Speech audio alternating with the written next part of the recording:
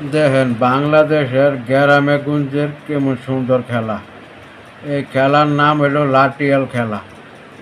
আসেন দেখি কে জিতে খেলাটা। দেখছেন কি সুন্দর, কারো উপরে বাড়ি পড়ে না, কি স্পিরিট হাতের, কি সুন্দর খেলা। খেলা অনেক সুন্দর হইতেছে। গ্রামে পয়লা বৈশাখ আইলে কত রঙের খেলা দেখছেন। গাড়ি দিয়ে একজন আরেকজন বাড়ি দেয়, কত স্পিরিট, এরপরও কিন্তু বাড়ি একজনের শৈল লাগে না। কি সুন্দর না। আমাকে আগের ঐতিহ্যগুলো তো দেয়া হয়ে যায় না।